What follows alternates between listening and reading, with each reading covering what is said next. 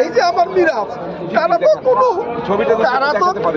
তো কোনো দেশের জন্য কোনো রাষ্ট্র হইতে চায় না, তারা তো কোনো দেশ চাই নাই। আমার মিরাজ কেন আজকে আমরা এইখানে আসতে পারলাম না, এই দুঃখ কার কাছে বলবো? তাই আমি দেশবাসীর কাছে বলতে চাই, আপনাদের মাধ্যমে বলতে চাই, এই শহীদের রক্ত যাতে বৃথা না যায়, শহীদের সম্মাননা, শহীদের মর্যাদা, শহীদের তালিকা যাতে সংরক্ষণ করে থাকে। যেভাবে আমার মুক্তিযোদ্ধার বাবারা, সন্তানরা যে সম্মানটা পেয়েছিল, সেই স্বীকৃতিটা পেয়েছিল, এটার জন্যই আমার এখানে আসা। নাইলে তো আজকে এখানে আসার কথা না। আর আসলামই যখন আশা নিয়ে, সেই আশার উপরে পুলিশ বাহিনী কিভাবে আজকে আমাদের উপরে লাঠিচার্জ করলো। শহীদ মিরাজের বাবা রয়েছেন এই যাত্রাবাড়ি এলাকায়, শহীদ মিরাজ, সে কথাও আমরা শুনবো। শহীদ মিরাজের বাবাও কিন্তু আক্ষেপ করছেন যে তিনিও এই অনুষ্ঠানে ঢুকতে পারেননি, একটু আমন্ত্রণ জানানো হয়নি। তাদের তো তেমন কোনো দাবি ছিল না, সেটাই বলেন।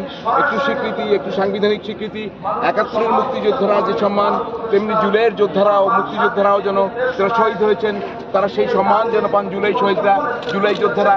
এই এতটুকু দাবি নিয়ে শহীদ মিরাজের বাবা আজকে এই সংসদ ভবনের সাউথ প্লাজায় কান্না জড়িত কণ্ঠে যে কথা বললেন, তাতে তার ভিতরে ব্যাপক হতাশা, চরম দুঃখ আর ক্ষোভের প্রকাশই আমরা দেখতে পেলাম।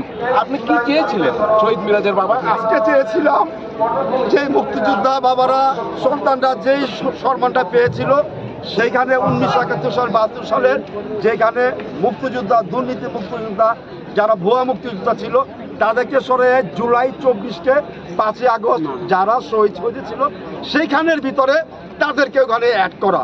শহীদের সম্মাননা, শহীদের সম্মান, শহীদের ইজ্জত, এটুকুই চেয়েছিলাম। এটা করছে না কেন? কেন করছে না? এটা তারা যাত্রা মঞ্চ হইতেছে। আপনারা জানেন দেশবাসীর কাছে উচিত ছিল আজকে কি করবে তারা, তাদের কাছে বার্তা দেওয়ার। কি করতেছে, কোথায় কি করবে আমরা জানি না, একমাত্র উপর আল্লাহ জানে। আল্লাহ ছেড়ে দেয় না, যাকে ধরবে তাকে ছেড়ে দেবে না।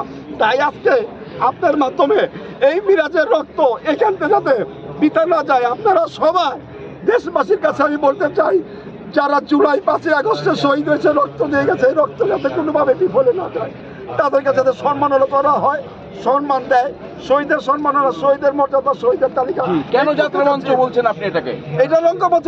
আসতে যদি রঙ্গমঞ্চ না হইতো, আমাদের এত বাপের জীবন চলে গেল, সন্তানের জীবন কিছুটা হয়তো এখানে থাকতো, কেউ তো নাই এখানে। কাদের জন্য আজকে জুলাই আগস্ট?